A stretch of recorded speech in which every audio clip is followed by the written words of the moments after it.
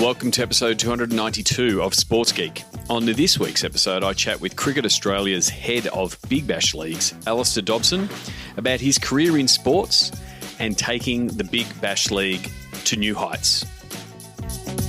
Welcome to Sports Geek, the podcast built for sports digital and sports business professionals. And now, here's your host, who can help your team drive more revenue from Digital Team, Sean Callanan. Thanks, DJ Joel. Yes, my name is Sean Callanan. You can find me on the internet on most places at Sean Callanan, on Twitter and LinkedIn and Facebook at Sean Callanan Speaks is where you can find me on Facebook. As always, you can find me at sportsgeekhq.com. That's where the podcast lives. That's where Sports Geek News, the newsletter, lives. That's where you can register for Sports Biz Zoom calls. Sportsgeekhq.com is the place to find it.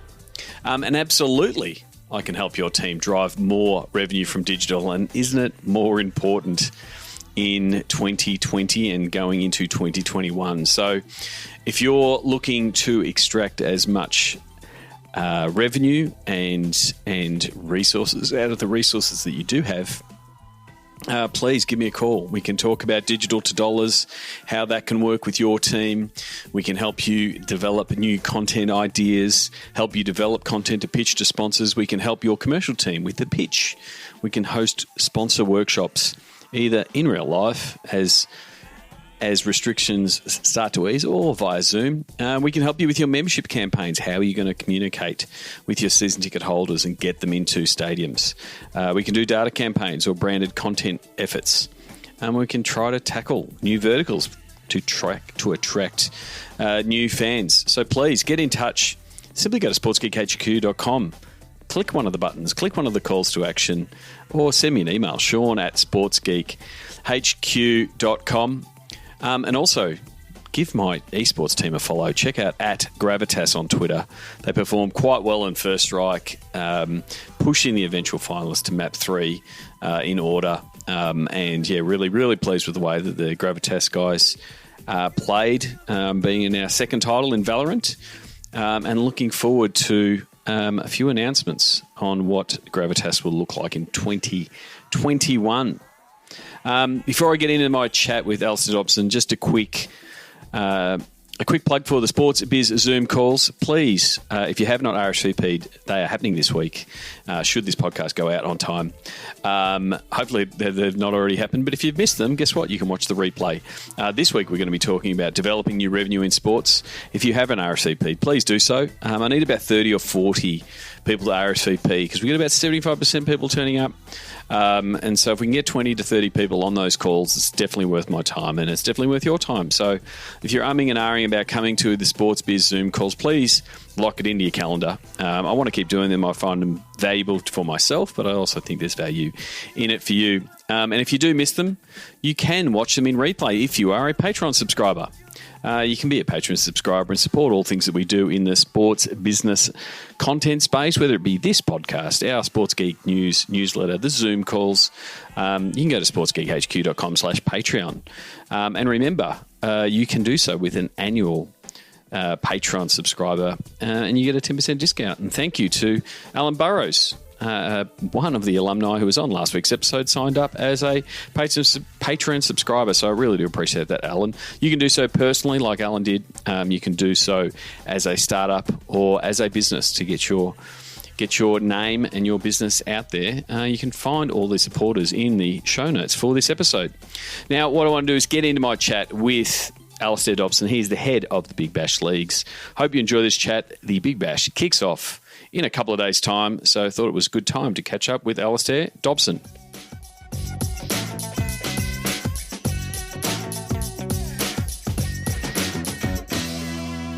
Very happy to welcome Alistair Dobson. He is the head of Big Bash Leagues here in Australia. Alistair, welcome to the podcast. G'day, Sean. Great to be on. Very 2020, having a conversation with you currently in a hub with the WBBL underway. So ticking that off my list of things to do, to be interviewing someone in a hotel room that is running a competition. But before we talk about the season that is upon us, both currently and the BBL about to kick off, I wanted to, I guess, get a bit of your background story. We met 10, 11 years ago now, when you were all at the AFL. But before that, how did you get your, I guess, intro into the world of sport? Yeah, I think born and raised country Victoria, so sport's always been front and centre in my life, as it is for most kids in country Victoria. And probably AFL footy was the thing that I was sort of most passionate about, and managed to craft a uni kind of experience around footy and some an honours degree in marketing in and around AFL footy, and that led me to a job at the Melbourne Footy Club. So started at the bottom, licking envelopes and answering phones, and worked my way up through sort of membership and events and some commercial stuff, and ended up over at the AFL for about 14 years. And so initially getting in that space of clubland, as it's known in this part of the world with Melbourne, and then getting into the roles at AFL across multiple pieces. The one that I sort of wanted to focus on is when I met you. You were fan development manager from 2009 to 2015. That was a really, a different time from what fan development meant then and what people know it as now. What was that initial role of fan development manager? What was that remit like, back in 2009? Yeah, I guess looking back now, it was a pretty fascinating time to be involved in. I think, the sports industry broadly was evolving from sort of a view of fan engagement being selling tickets and memberships or season tickets, and sort of getting a much broader view of what that's not quite enough to engage fans. And that leads to obviously digital and social media was just starting to take off at the time. What you do in the stadium, not just selling tickets, but the show you put on around it, the way you communicate more effectively with fans, and how you get players to engage more with their fans. So sort of looking back, it was actually a pretty fascinating time when as obviously the AFL industry that I was in, but more broadly, that view that a fan isn't just a ticket purchaser, which I think historically that's what they'd been treated. So to be able to be involved in that and work with clubs who are all learning, and that's when I met you, and we were just making stuff up as we go, right, at the time. Yeah, so definitely. This sounds like a good idea. Yeah, that early days of digital of, hey, how do we use these new platforms? But then also in that space, there was sort of effectively the birth of AFL Media and sports teams becoming fully fledged media companies, and throw into the mix, a couple of expansion clubs. So it was a very, it would have been a very wide remit to go, how do we develop fans in these territories? How do we help them connect with the existing clubs? Is that how that role evolved over those 6 years? Yeah, I guess it was a combination of how do you build fan bases from scratch in relatively uncharted territories, and then at the same time helping established clubs like AFL clubs in Victoria understand that the days of just putting on a game isn't enough anymore, and that fans had other options and growing competition outside even just the sports industry. So yeah, it was trying to turn around or help evolve established sort of programs, and at the same time start some up as startups. As you said, it was and at the same time all these new platforms floating in, and you're trying to guess which one to go with, and is this actually going to last? Which one are you going to buy into and invest time and money in, or is it just a fad? All of that was fascinating. And so after your fan development role, you became head of programs and market development. What did that mean? Like I spoke to, Birchie around, developing new fans previously on the podcast. What does it mean when someone sees the title like head of programs and market development? What does that mean for an organisation like the AFL?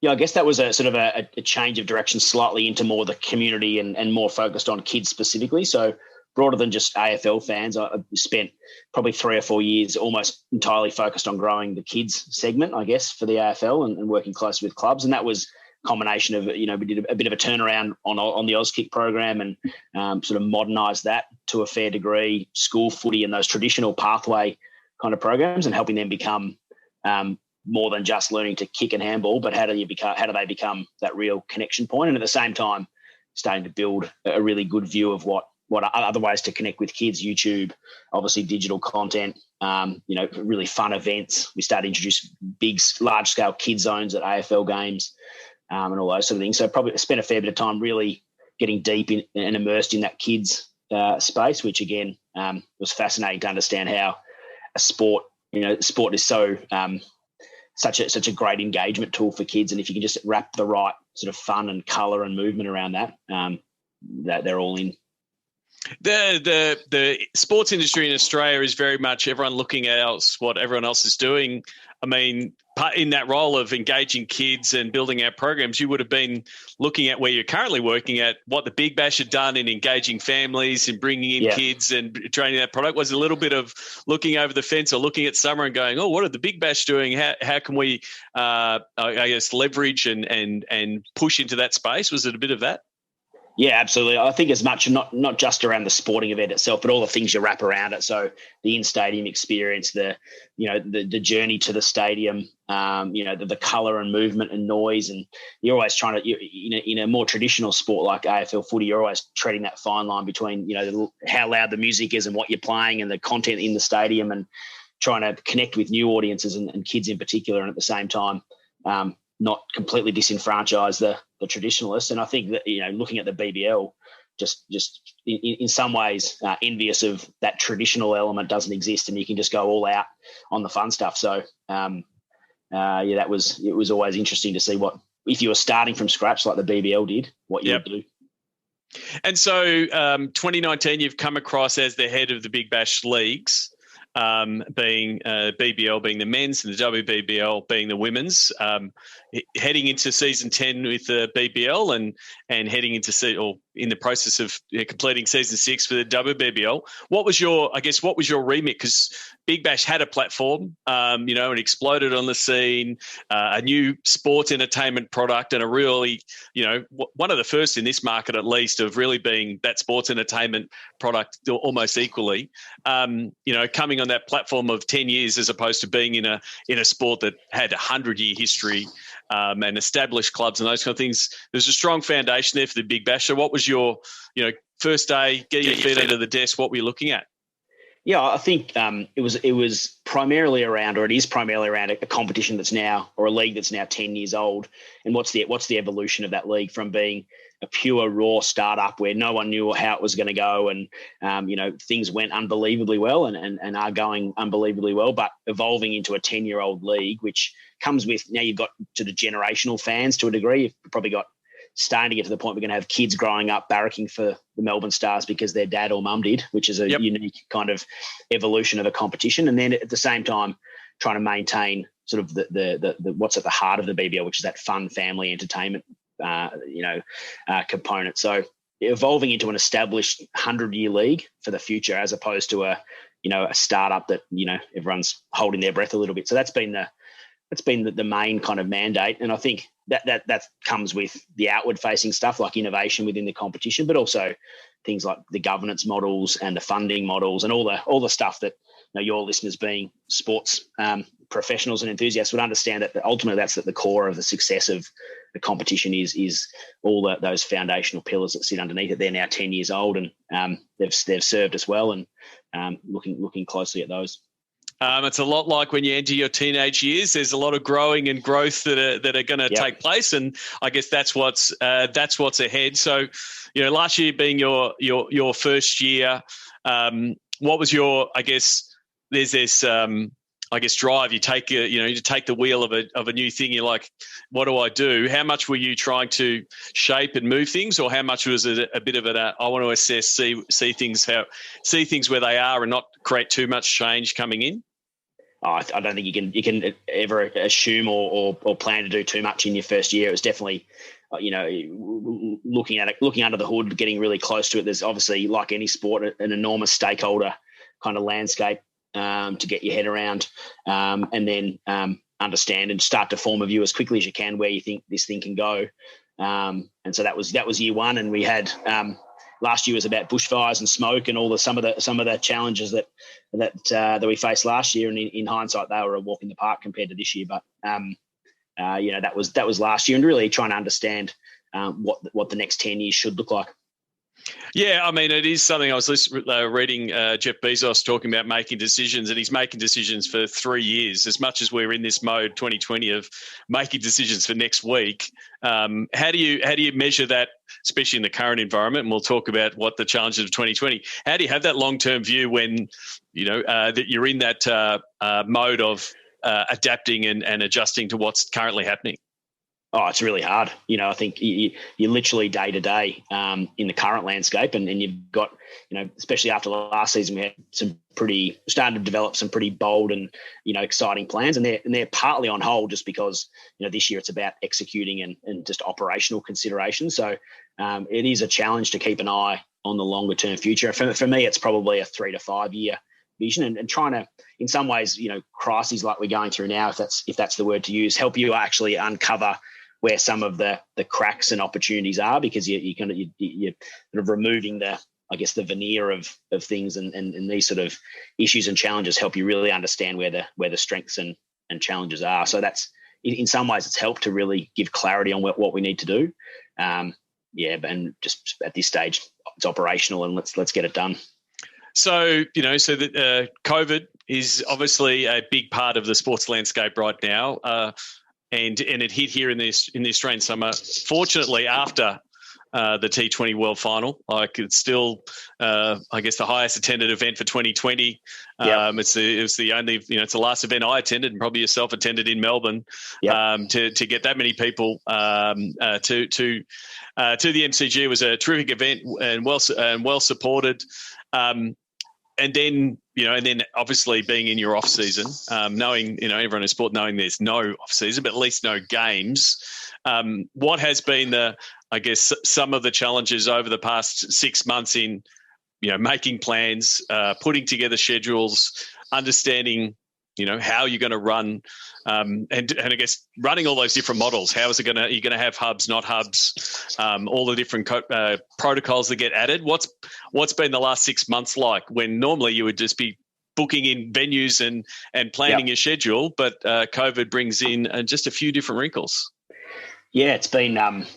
I guess it's been a number of cycles over the past 6 months. Part of while it's been great relatively that it's been our off season, also the length of time before the next season starts just creates so many opportunities for things to change. So as soon as you've got a plan in place, we've probably had 3 different sort of almost plans for the season, and every time you sort of establish one, obviously when things were looking a bit more rosy in June, July, we had a plan, we were ready to go, and we released a schedule, and then obviously things sort of progressed in the other direction, and so you're back starting again, and so we had almost like a more drastic plan in place, and now as we get closer to the season, things are opening up again. So really it's been about multiple waves of planning, I reckon, which has been challenging. I think it shows you what you can do in a short period of time if you have to. You always think you don't have enough time with 6 months, and we've managed to sort of plan and re-execute a schedule in about 6 weeks, which we would never have thought we could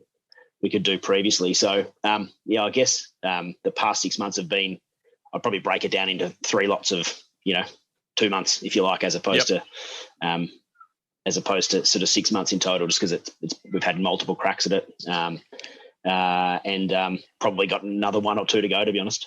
Yeah, I did note in that you released the Big Bash League's schedule in 2 parts, the first half and then the second half, and normally it's just a little sentence at the bottom of all draws and all schedules: the fixture is subject to change. Never is, it's almost, it should be the theme of 2020 that it will be. But before we get into the Big Bash, the WBBL has got itself, there is a little bit of how do you get your season away? How do you make sure games get played? How do you make sure your broadcasters get content? You've been able to do that in a hub 5-week competition. How has that gone? And what's been the feedback on the WBBL this year? Yeah, I mean, I think firstly I'd say that probably not the thing that surprised me, but the thing that I was most excited about early in starting this role is just how amazing that competition is. It's not that you ever take it for granted, but I think, and you could probably prove it's probably the best women's sports league in the world, just about in any sport of any, in terms of the best players playing in the one competition, with that level of broadcast coverage and interest. So cricket should be rightly proud of the WBBL, and I know it is.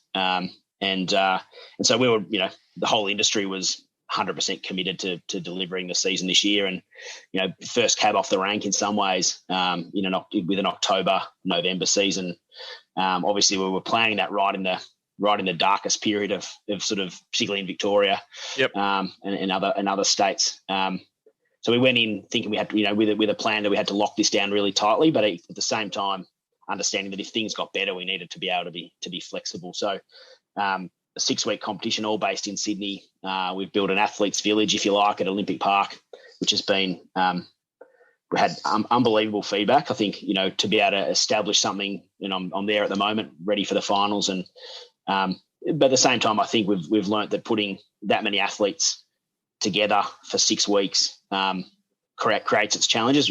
Athletes, like anyone, just need their own space and their own time to prepare and recover. And not that we assumed it would be easy, but it's had some of its challenges. But overall, it's been definitely the right move. We've got the season away. The cricket's been awesome. The audiences have been up year on year, and we're looking forward to a great finals week this week. But, and at the same time, we probably need to assume or work on the basis we might need to do this again next year. I don't think you can take anything for granted, in the current world. So plenty of learnings around how we've set up the village and how we've executed the season. But overall, I think we've done justice to what is such an amazing comp.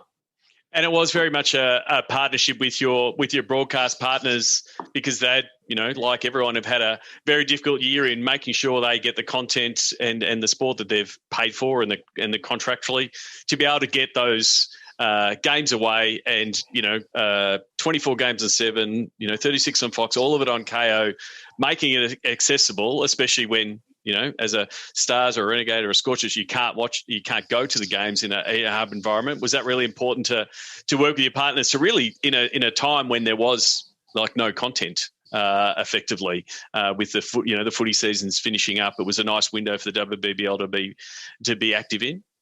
Yeah, I mean, we were really conscious that there's going to be a lot of fans can't see live WBBL cricket this year, given it's all in Sydney. So optimising that broadcast footprint was probably our number one priority in terms of an additional 1 or 2 games on free to air on Channel 7, and then an additional 12 games on top of that on Fox Cricket, and then all those games on KO. So our broadcast, our 2 broadcast partners are unbelievable supporters of the WBBL, and in fact, it's not.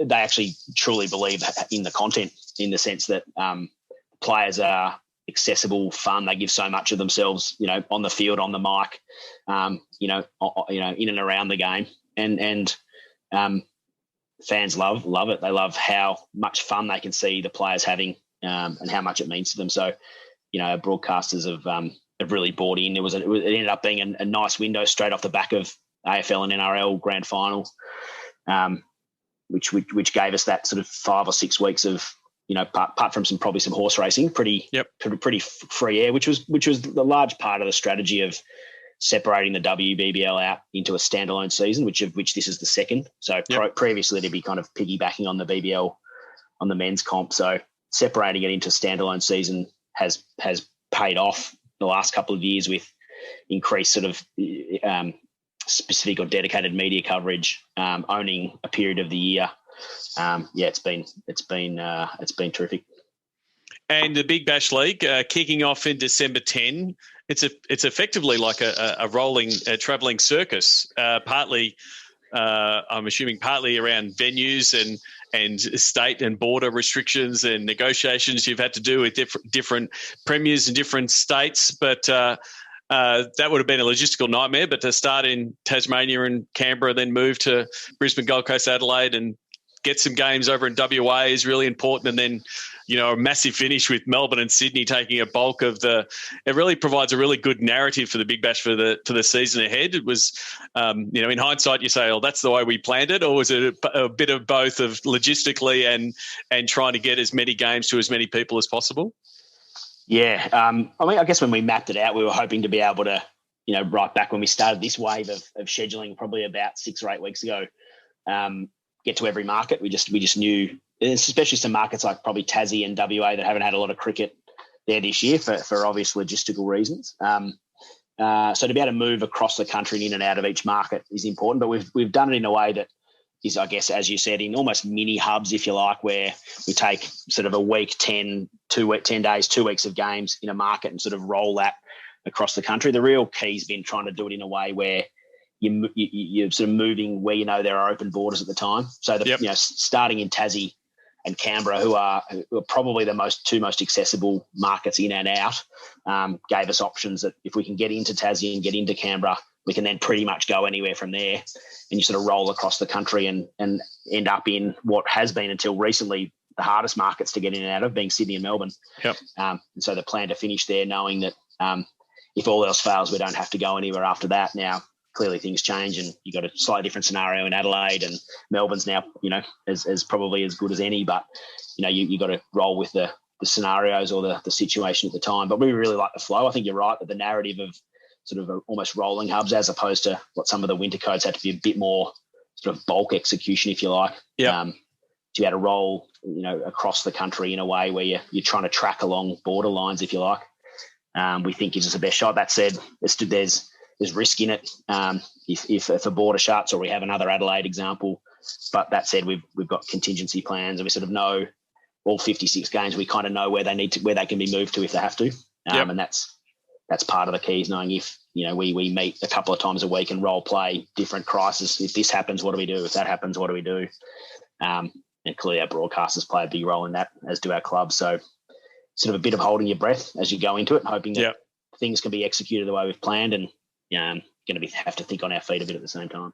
And has there been a little bit of calling up a few friends in the AFL that have gone through this? Effectively, they've had the experience, and the NRL similarly, of sometimes hubbing, making the call early, the AFL pretty much telling all the Victorian teams to get out of even postcodes that were getting locked down, so they were flying out, like they were really early and getting in front of that. Have you had a few conversations with a few of your former colleagues to say what were some of the key points, and what made you move and made those jumps as quickly as you did? Yeah, we've had.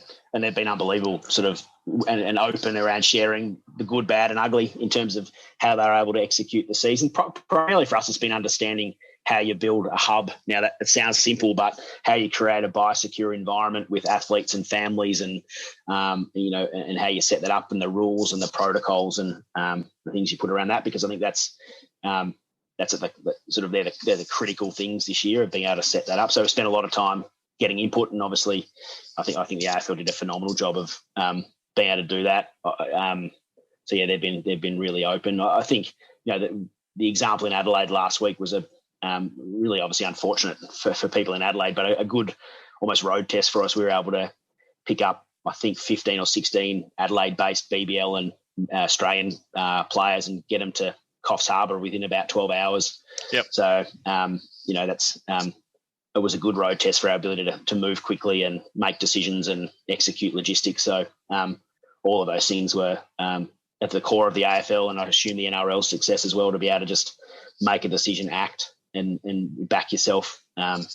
So learned a lot watching and listening to them as well. Yeah, definitely, like hearing stories from the storm moving up and being on one side of the border, and then being on the other side of the border with borders being locked down. There's a lot of things there. So we've covered our obligatory 10 minutes on COVID. I want to actually look at some of 2020 and some of the innovations and rule changes and some of the motivations behind them.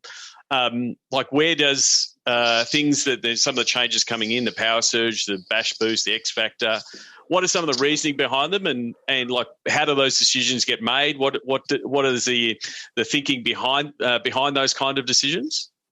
Yeah, I think the first thing I'd say is the BBL is innovation at its core. The willingness and commitment to take a risk and try something different was at the heart of setting the BBL up in the first place. And I think this is about continuing to evolve the competition, and pretty unashamedly as an entertainment product. At its core, still a really elite level, world-class cricket league. Yep. But at the same time, it's been built on that entertainment proposition and had success in doing so. Unlike, or different to some other, T20 comps around the world that are probably targeting different things. For the BBL, it's entertainment, kids, families, new audiences coming in, and that hasn't changed. So I guess for us, it's, the review every year, and you talk about what the data's showing and what the fans are looking for. And really, I guess probably three things sort of emerged, back in sort of February, March, when we started down this path, was around the uncertainty of outcome. And I think, your listeners would understand that whether that's fans, commercial, otherwise, needing to stay till the very last ball or the very last minute to see what's going to happen is fundamental to any league. So just how do we create how do we inject more of an opportunity for those games to go down to the wire? I think, secondly, I think everyone loves a bit of strategy, and I think how do we get the coaches more involved, bring a bit more strategic thinking or strategy into the game, and the ability for coaches and captains to influence the game, and ultimately, continue to inject sort of other moments of interest and entertainment in the game. So that are our objectives. You then obviously we probably had 15 or 20 ideas to start with coming in from all over the place, and you kind of whittle those down to a few ideas that you think are really not only meeting your objectives, but also being true to the competition or the sport itself. So, we had some ideas that presented where it doesn't really look like cricket, or it's fundamental to the batter versus bowler kind of equation, if you like. So we kind of shelved those, and might revisit them in the future, but we shelved those for now. And then it's a consultation process, captains, coaches, broadcasters, and ultimately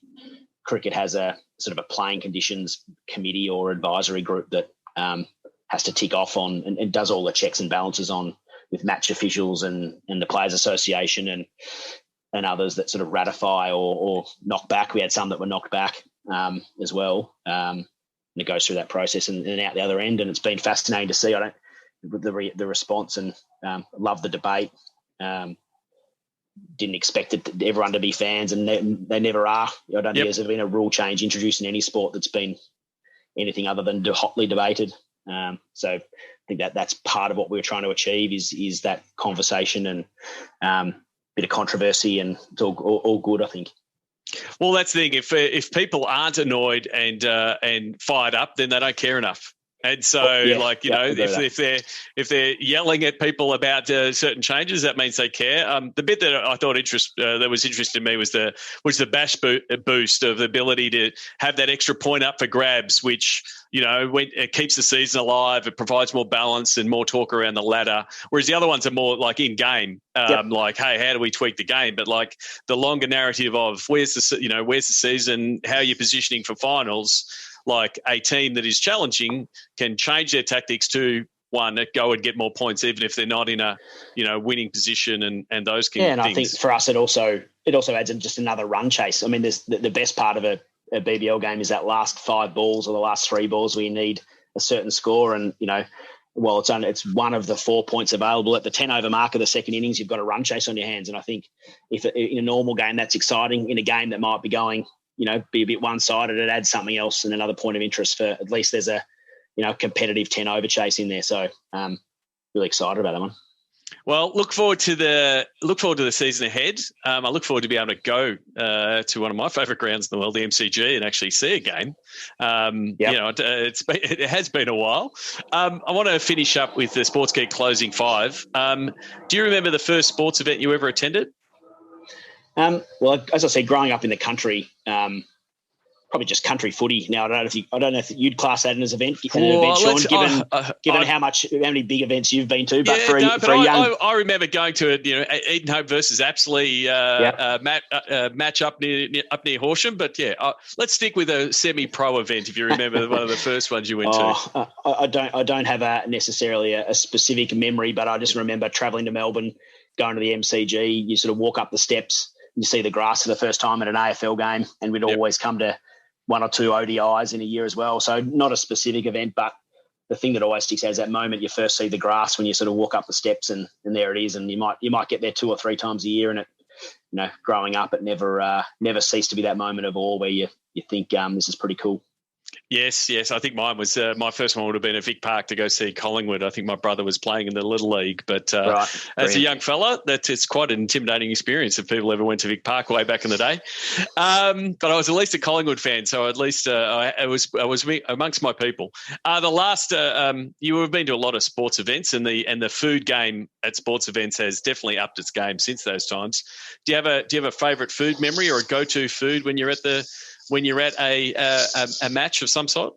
Oh, I don't think you can beat the pie, Sean. I think you're a bit of a traditionalist in that sense, and good, bad, or otherwise. I spent a bit of time earlier in my career working, in country footy and travelling around different country footy matches. And you always want to test the local fare. So, I'll stick with that. Definitely. What's the first app you open in the morning? Yeah, again, I'm sounding like a bit boring here. I'm a Twitter guy, Sean. It's you go to for news, bit of entertainment. I feel like I've sort of got on early. I'm not a huge poster or tweeter, but I'm definitely a consumer voyeur and consumer. Correct? Yeah. So That's still the case. A lot of people on Twitter are just there consuming content, which is fine. Is there someone that you either read, follow, listen to, an author or potentially a colleague that you think the Sports Geek podcast listeners should follow, and why? Oh, look, I probably obviously all the usual kind of people that everyone follow. Actually, there's an ex-athlete in the US, Rex Chapman. I don't know if you follow Rex. He's not necessarily a sports business or a sports geek. But he's just sharing good news, and occasionally in the 2020, that's what you need in your feed. And he's always good value. The growth that he's had on his platform on really just sharing good stories, both, and some of them are in the world of sports, but some of them are just, if you need a little pick me up, Rex is a good follower. I recommend it as well. Lastly, and you can answer this both personally, but then also with your Big Bash hats on, what social media platform is your MVP, and what's the one that's performing the best for Big Bash leagues?